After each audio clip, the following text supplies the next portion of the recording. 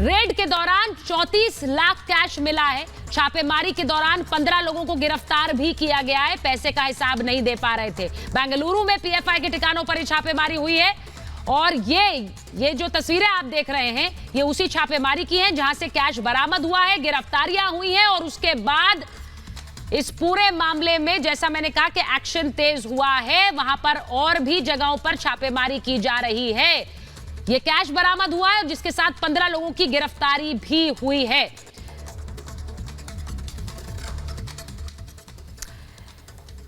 और इसी के साथ साथ आपको यह भी बताती हूं कि कैसे ये पूरा प्लान बना, कैसे पीएफआई पर जो रेड्स डाली गई वो एक दिन का काम नहीं था, उसे लेकर एक बड़ी प्लानिंग की गई थी। जरा हम वो ग्राफिक दिखाएंगे अमित कि कैसे एक बड़ी प्लानिंग की गई थी, क्योंकि ये पीएफआई को लेकर एक डोजियर एनआईए ने 2017 में जारी किया था, जिसमें मैंने जैसा बताया कि एक तालिबान मानसिकता को आगे बढ़ाने की पूरी तैयारी थी। अब ये मिडनाइट प्लान था। पूरे ऑपरेशन पर खुद गृह मंत्री अमित शाह की नजर थी और एनएसए अजीत डोभाल की देखरेख में यह ऑपरेशन हुआ था। कंट्रोल रूम से हर छापे पर नजर रखी गई।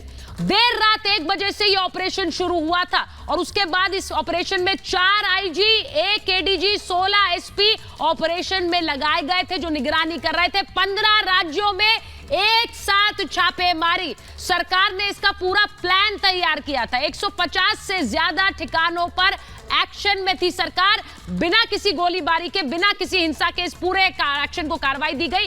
पूरा एक मिडनाइट प्लान तैयार किया गया।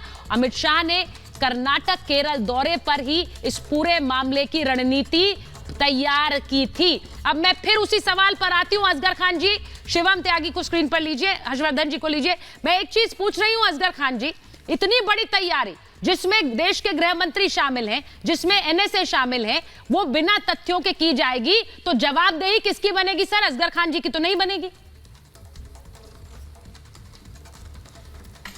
ठीक बात। पहले तो मैं ये क्लियर कर दूं कि अभी कुछ कंफ्यूजन हो रहा था। मैंने कन्विक्शन रेट यूएपीए की बताई थी, एनआईए की नहीं।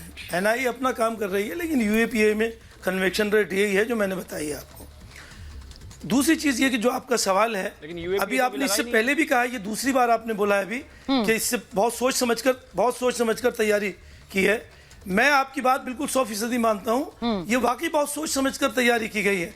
ये 2024 के इलेक्शन की तैयारी है, कोई आसान बात नहीं है। बहुत सोच समझकर सारे आंकड़े तैयार करके, लेकिन फिर भी हम आपके साथ खड़े हैं, क्योंकि हम देश के साथ खड़े हैं। इसलिए हम आपके साथ खड़े हैं कि अगर कोई गलत करता है तो उसकी गलत है, सही है, उसको सजा मिलना चाहिए। हाँ। लेकिन साबित होना चाहिए, इन्वेस्टिगेशन फेयर होना चाहिए और सारी बातें जो है अपनी जगह पे वजूद में रहना चाहिए। ऐसा नहीं है कि जैसे अभी हासिक साहब ने भी फरमाया था, ये बात जबानी जुमला नहीं है, ये कानून है। क्या अगर 99 लोग अगर छूट भी जाते हैं गुनाहगार तो कोई बात नहीं, एक बेगुनाह फंसना नहीं। मैं सिर्फ आपको एक चीज कहना चाहता हूं, कुछ सजा नहीं होनी चाहिए। असगर भाई आप सुन लीजिए प्लीज। मैं कौन सा रॉकेट साइंस आप बता रहे हैं? आपको लगता है कि एनआईए बिना प्रिपरेशन के कोर्ट पहुंच जाएगी और प्रोड्यूस कर देगी इन 100 लोगों को? ये वकील है, कम से कम वकील नाम के प्रोफेशन का हम कौन से कह रहे हैं? हमने कब कहा ये फिर शुरू होगा? अरे हमने कब कहा? हम तो आपकी प्रिपरेशन की बात बता रहे हैं ना, आपकी आवाज 2024 के इलेक्शन की है। मैं जवाब दे दूं, इंपॉर्टेंट सुनिए। 2024 के इलेक्शन की अगर ये तैयारी है तो ये बात एनआईए कोर्ट में जाकर नहीं बताएगी। उसके लिए उसको सपोर्टेड डॉक्यूमेंट चाहिए। आप वकील हैं, लॉयर हैं, ऐसे बात मत कीजिए।